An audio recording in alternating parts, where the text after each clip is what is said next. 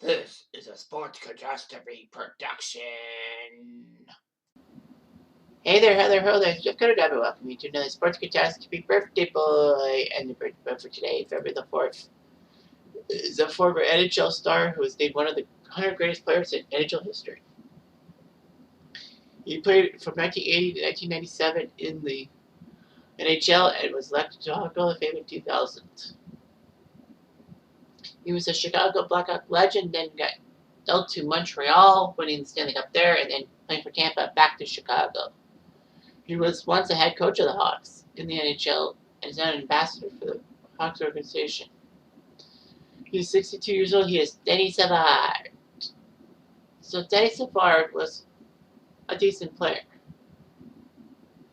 On the junior team, when Montreal had a Quebec League team, they were the Montreal Juniors, and they had a line with Denis Savard and two other guys, each by the name of Denis. So Denis Savard, well, Denis being D-E-N-I-S, but yeah, it's funny how you have a line. A junior team has a line, and all three members are named Denis. Regardless, he was eligible for the 1980 NHL draft. Montreal had the first overall pick via a smart trade with the Colorado Rockies.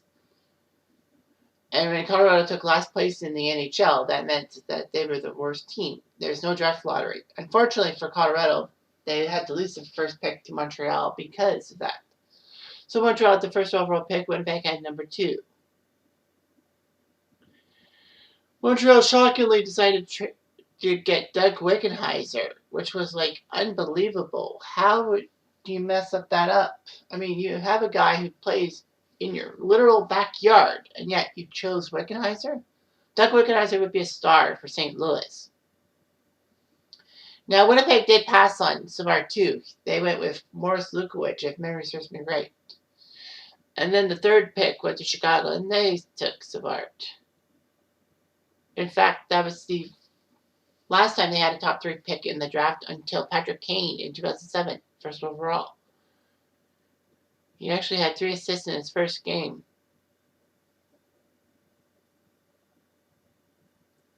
And then went on to set the Blackhawks record for most points by rookie with 75. So that was pretty impressive, too. That, he helped out Chicago. Anyway, he was known for the Savardian Spinorama, in which he would whirl with the puck in full rotation, allowing him to beat defenders and goalies alike. Although the Savardian Spinorama was credited to Serge Savard. Anyway, Denis Savard was a star for Chicago. One game in 1988. He went through the whole Edmonton Oilers team to score a creative goal. The Blackhawks would get to some conference finals. Unfortunately, they would always fall flat to the Oilers. Never got to the playoffs. So anyway, in late 1990, the Habs and Hawks made a trade. The Habs traded Chris Chelios and a second-round pick to Montreal. From Montreal to Chicago for Denis Savard. So anyway, it was shocking that Montreal would trade Chris Chelios, because Chelios would actually have some very good seasons as a Blackhawk, and Savard's career was actually on a bit of a decline. Nevertheless, Chelios could not win the Stanley Cup in Chicago, and Denis Savard was part of the 93 squad that won the Stanley Cup, despite the fact that he actually had a hairline fracture in his ankle and didn't play that much and was basically an assistant coach. But yeah, he did it. Savard ended up winning the Stanley Cup with Montreal, and he was happy and all that. Montreal got Savard, although it was like 10 years too late. Tampa would actually sign as a free agent. He would play a year and a half and then was traded to Chicago on the 95 trade deadline for a 6th-round pick. Savard would do quite well. 1,338 points in 1,196 NHL games. Only Bobby Hall and Stan Mikita are ahead of him for total points in Blackhawks history. I think Patrick Kane's closing in on him. But anyway, he would actually have 500-plus point seasons. His highest was in '88 with 131 points. He would put up 175 points in 169 playoff games. He would retire as a member of the Hawks in '97, and then the next year the Hawks would retire as number 18.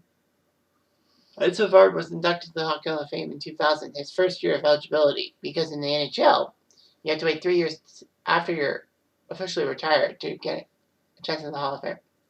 So yeah, he won the Stanley Cup in '93. He went to 9 All-Star games. And he looked pretty good. All that.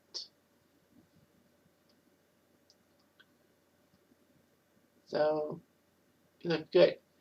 Savard would actually have a coaching career with the Hawks in '97.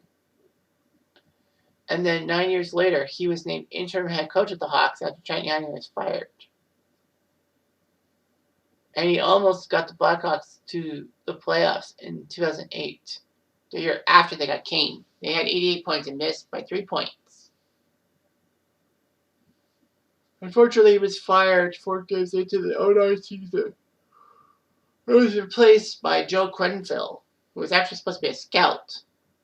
But anyway, Quenneville helped the Hawks win 3 Stanley Cups and all that, which was amazing. Savard would be 65, 66, and 16 as a coach. But he would get Stanley Cup rings in 2010, 2013, 2015 under the ambassador role.